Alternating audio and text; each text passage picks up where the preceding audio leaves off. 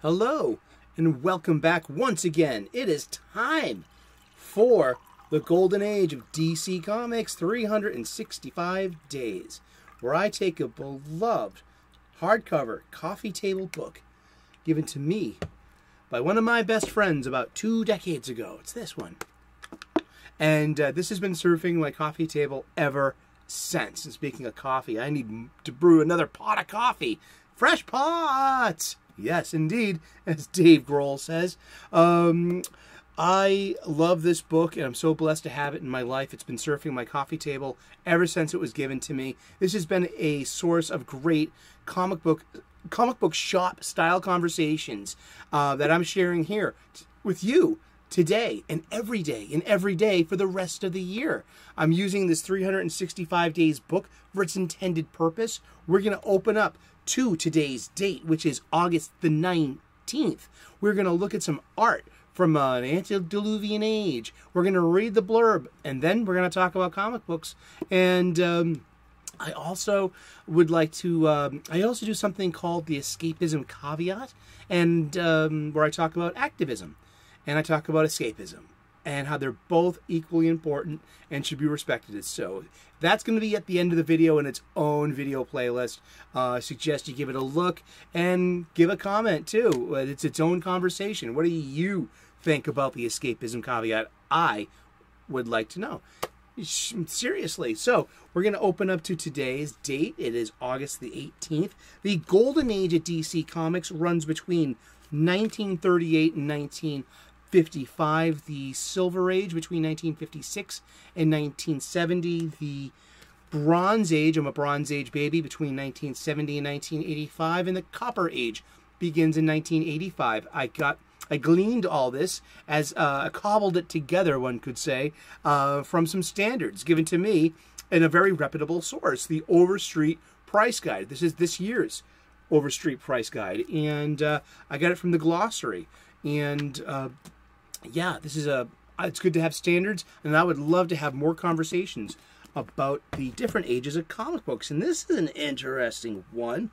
Alrighty, it's August the 19th. I hope you're having a great day. I hope you're clobbering your problems and not being clobbered by them. Make a stand. Yes, stick up for yourself. Seriously. Oh, wow. This is from Adventure Comics 161 from February of 1951. This is art by Frank Frazetta. Yeah. And it's the Shining Knight, who is one of the 7 soldiers of victory. It's Sir Justin, who is out of time, a knight out of time. He, I think he was one of King Arthur's knights and ended up in a suspended animation and then awoken in the Golden Age of Comics. Let's get to the blurb. Come on, let's read a little bit more about Sir Justin. In this story, speech balloons from the Shining Knight's fans explain his origin. Imagine him living 1,500 years, frozen in a glacier from the days of King Arthur to our time. Guided by the knightly code of chivalry, he has never yet been defeated by modern criminals.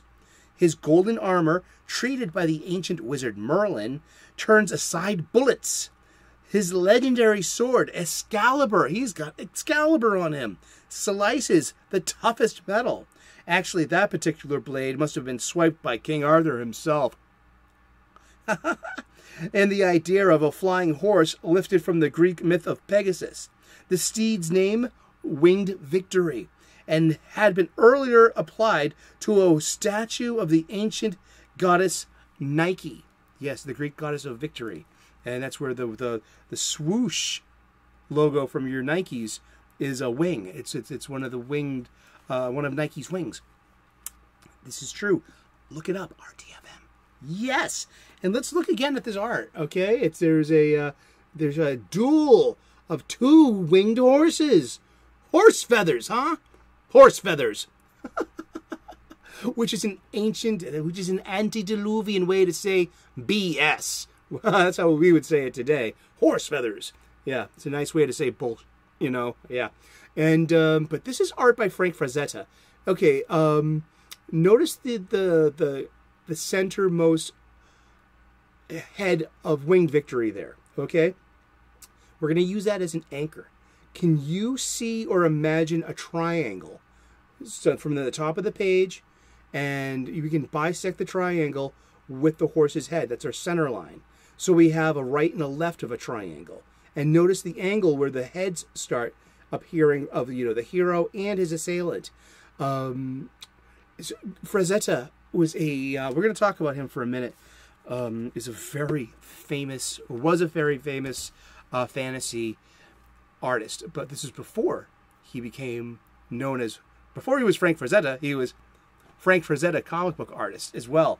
And, but he uses this sort of triangulation and how there's a golden triangle in like the middle of pretty much every piece of art that he laid down. Frank Frazetta,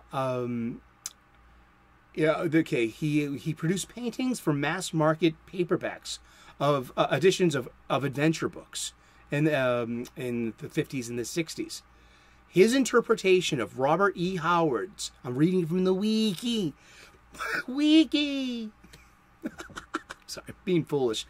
His interpretation of Robert E. Howard's Conan the Barbarian visually redefined the genre of sword and sorcery and had an enormous influence on succeeding generations of artists.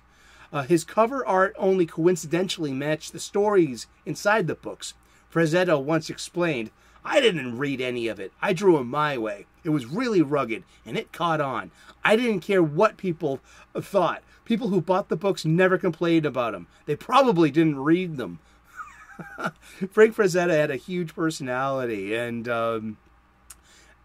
also I watched this amazing documentary on him because I grew up with Frazetta art, with sci-fi and fantasy.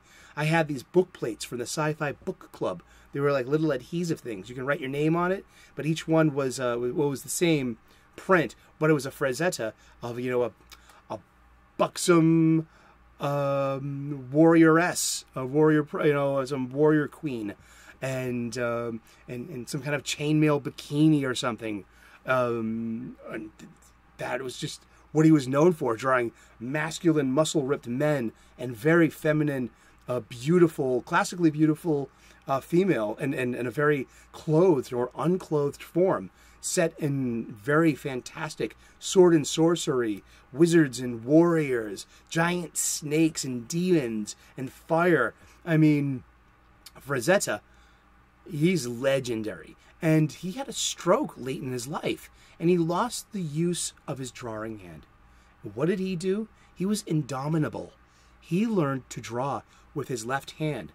There are a series of Frazettas that are from his later period, and he generated an almost equal style with the same eye, yet his style had changed. It's only natural, but darn if he wasn't still a master at art, and just he is a legend. And this is Frank Frazetta, and I'm really happy we got to talk about Frazetta today. We're going to talk about Shining Knight a little bit more. Back in 2005, Grant Morrison did, we've talked about this before as well, did an updated version of the Seven Soldiers of Victory. And so, he brought the Shining Knight into the 21st century with the Shining Knight series. Now, this is of 4 issues. I didn't get the last one. I kind of bailed on this series midway through. It's incomplete for me, which is kind of rare. I mean, I lost my fizzle for it. It wasn't... Listen, Grant Morrison gets a lot of hits, like as in a baseball reference. He gets on base a lot, but people that hit the ball also strike out a lot too. This is true. It's just the nature of being a hitter. He gets a lot of hits. Therefore, he also strikes out a lot too. And this was, it wasn't my kind of book. But in 2005, he uses the same setup. We have Sir Justin. So now there's a vowel dropped. Instead of a J at the beginning of the name, it's a Y. But today we have a terminology for it that's not quite, positive. We call it gender swapping. But we didn't call it that back then. It was just a creative reinterpretation of an existing character. So the punchline to this is that Shining Knight Sir Justin is actually Sir Justine. And the youthful look of this like teenager, this very young knight, is actually attributed because he is actually a she. Justine is a girl, a woman, a young woman. Same character, same armor, same sword, same flying victory, winged victory horse, same mission. But I believe that it comes from that Lord of the Rings, The Return of the King story beat, when Éowyn pulls off her helmet and says, "I am no man," and slays the Nazgûl, the king of the ring wraiths there, in that really awesome scene. So I thought that, you know, that was the inspiration for Grant Morrison's 21st Century Shining Knight, a character that's lived on for 70, 80 years now.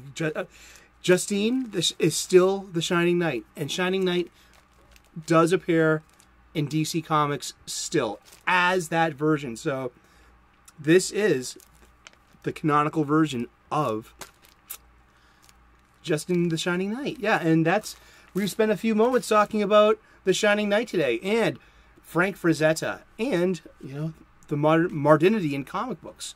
But that doesn't have the same flavor as it does today. You know, lots of swaps are made today for ideological reasons, activist reasons, not escapism, but to change status quos and to challenge a systematic, you know, things of problematics in the systems and with hero storytelling and things like that. I just want to read a comic book, darn it. Okay? Yeah.